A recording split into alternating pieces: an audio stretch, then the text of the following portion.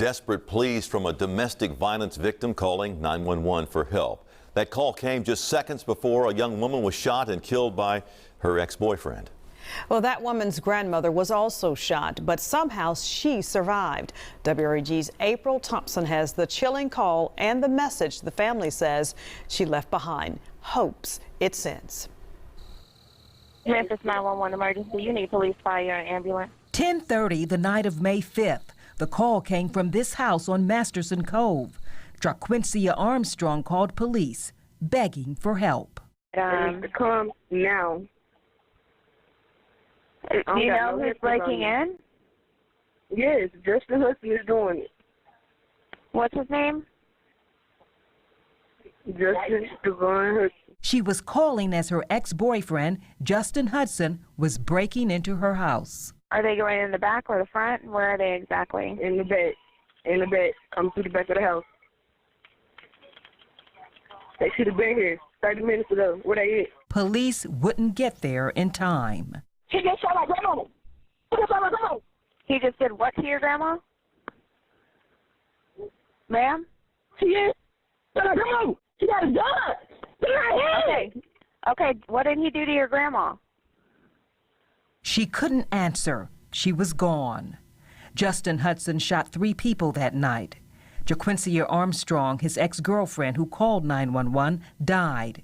Her grandmother was shot in the hand.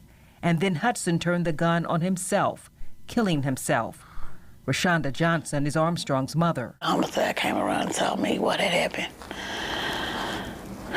in regards with everything. The grandmother, the only survivor, described the harrowing ordeal to Johnson. He broke in the back door of the house, and she said she looked up, he had the gun raised, and the first shot, she said she went to block Shay, and it hit her hand and she fell on the bed. She said he told her, I done killed your grandmama. Now it's your turn. Johnson says she didn't know much about Hudson before her daughter started dating him, but his being 10 years older than Jaquincia worried her. She saw the violence for herself one day when Jaquincia came home from work. He hit her in her face that morning, and she beat on the door. I didn't even know he was out there or anything. I called the police. I had the police come out to the house and everything. That's when the warrant and the order of protection went into order. That restraining order was filed last December, but in April of this year, Jaquincia called 911 to report Hudson pulled her into his car and drove off. She says she was able to jump out of the moving vehicle. Listen to what happens when Jaquincia explained to the dispatcher she filed an order of protection against Hudson. Okay, you all got all this going on between one another, but you all still being around each other? What's the point of having the paperwork on it? Okay, we'll get him there, okay? Because I just told you I almost lost my life last night, ma'am. That's the point of having paperwork. Okay, but you're having access to him, you are going around him, allowing him to do this to you?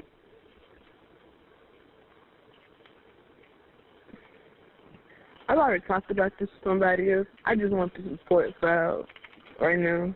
Yeah, it was like the police failed, you know. You guys failed her, you know. Because she's called. We've put reports out. Justin Hudson had 2 warrants out for his arrest before he killed himself. They were for violating orders of protection. But WREG found his troubled history goes back to 2015, related to a break-in spree at some Whitehaven apartments. One woman said she woke up to find Hudson licking her inappropriately as she slept. Another woman woke up to find him taking off his pants. Both women say they fought back and he took off. He was also convicted of sexual battery and aggravated assault, serving 3 years behind bars. After his release, he ended up back in jail for not registering as a sex offender. This man has a background. Why is he on the streets, you know? Y'all ain't looking for him that hard, because if he can bother my child, that means he ain't hard to find at all. Shelby County District Attorney Amy Wyrick says truth in sentencing will keep more violent criminals behind bars. And she says orders of protection, though not a 100% guarantee of protection, are still important to have. If there is a violation of that protective order that doesn't result in this horrible tragedy, then that's a prosecutable offense. Definitely get the restraining order, and then when that prosecution process starts, participate in it, be a part of it, and help us seek justice for you and for the community. But for loved ones left in grief who filed orders of protection and called 911 for help, They should have been here 30 minutes ago. Where they at? Ma'am, we don't have a call at your location. Did you call 30 minutes ago? I did. I called about an hour ago, and then nobody came. the system seems flawed. How do the law protect you and you reporting it and you doing everything you're supposed to do? At what point am I protected? April Thompson, WREG News Channel 3. Very disturbing. Rashonda Johnson hopes her daughter's story will reach other abuse victims and encourage them to find a way out. The Family Safety Center here in Memphis is available to help victims protect themselves and their families.